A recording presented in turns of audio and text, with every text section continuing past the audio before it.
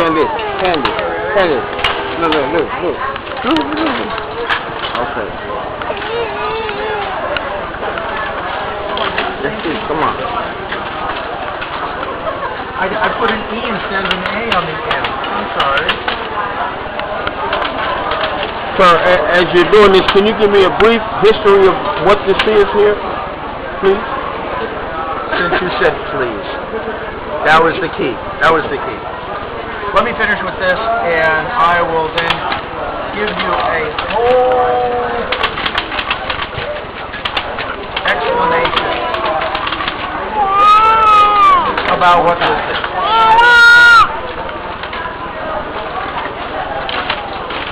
Matter of fact,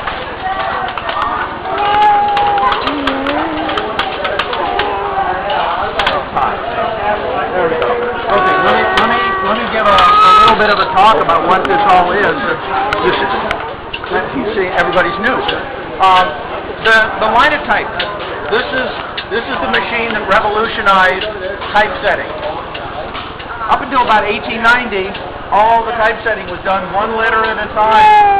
That was a skilled job. You had to memorize where the letters went to take them and where to put them back. Well, in 1890, Anual Mergenthaler came up with this machine. So, all you have to do is learn the typesetting on the keyboard, and it automatically makes the line for you and puts the maps back right away. Get it.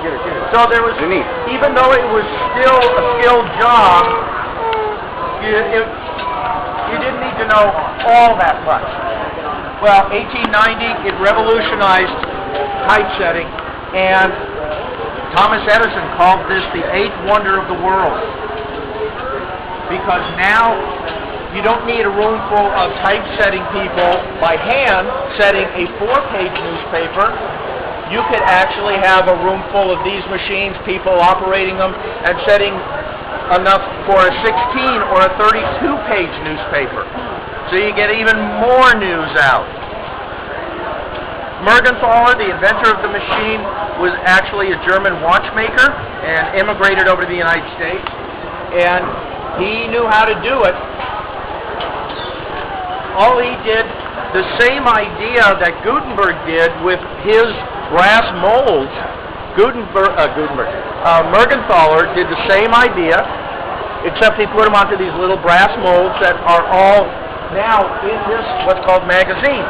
Little channels are holding each one of the letters, waiting to drop down, assemble together, and then go through the casting process on this side. Now each letter has a combination of teeth on it. Each letter, different combination of teeth, so that when the casting is done, and it goes back up to that screw mechanism at the top, it's being held up by its teeth until finally it gets to a place where the teeth can't hold it up, and it drops right back down.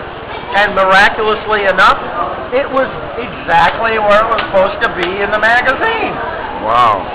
Imagine that.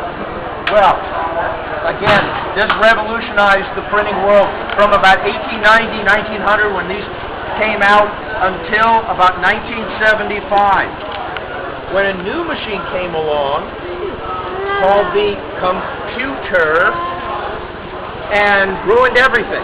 I mean, made a big change. So we went from what was used to be called hot type, because we again used that lead, tin, and antimony at 550 degrees. Hot type. We now use the computer to expose photo paper, and now we use cold type.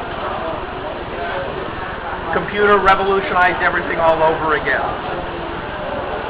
Wow. Unfortunately. I mean, fortunately.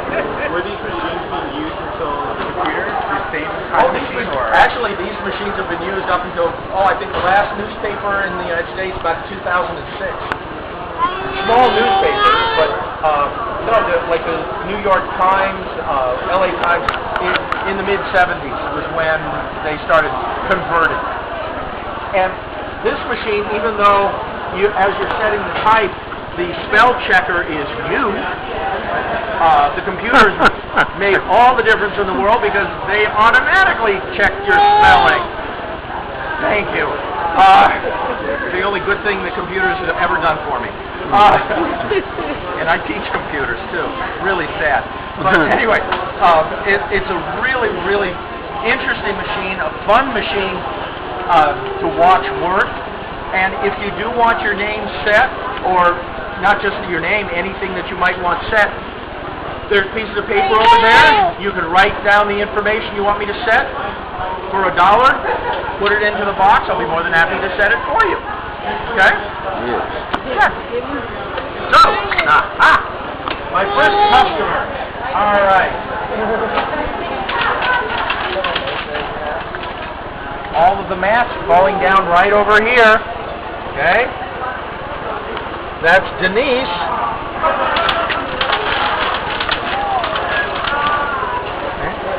Or is that Capital E. capital S? I mean, a dash and a capital E. A dash and a capital E. Yes. You want both? Yes. Whoa. Well. Like that? Yes. Okay. See, as a typesetter, I only set what I'm shown. Yes, sir. So we send it on through. Now when it drops down here, there's the pot behind this with all of that lead, tin, and antimony. They'll all come together. A plunger then squishes the hot metal out, casting the line of type. It'll come back up here, be picked up by a second elevator, and then redistributed by way of that screw mechanism. And when it does that, what I affectionately call the music of the linotype will be heard. So it comes down, it casts the line, picks up the mats, right there, just what I used to cast my line with. Now, listen. That's fast. Yeah, listen as they go back to be used again. That's the music of the linotype. Is that going through the combination of the keys up there? No, it's going through, the teeth are holding it up. Right. They finally can't hold it up, so they drop down. That's the sound you're hearing. Yes. The clunking, the dragging, and then when it Yes. hits the mats down in here. Yes. That's your, Wow. That's your, okay? You can use them just like you do a rubber stamp. They're just not rubber.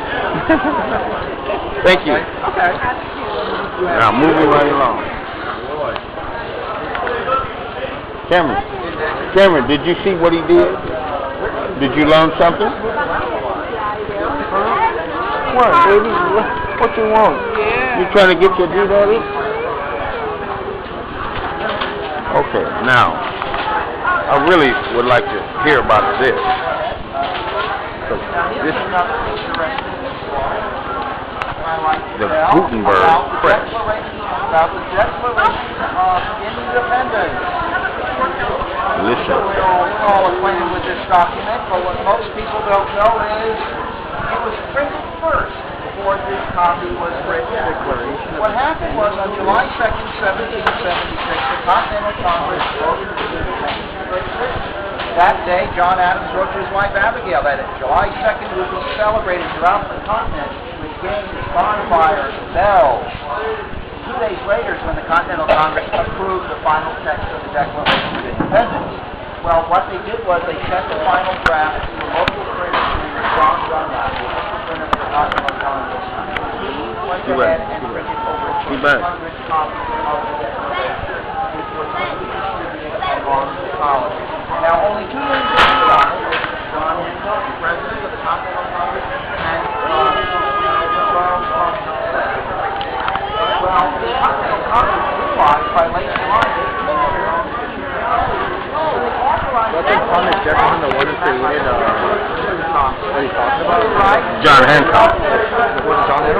Both of them, actually. So then after George Washington, second president was Thomas Jefferson, who created the Declaration of Independence.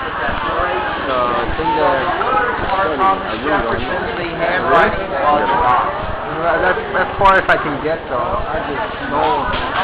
Well, now, this is actually the original copy was much larger. Yeah, it's like at least twice this size. Okay.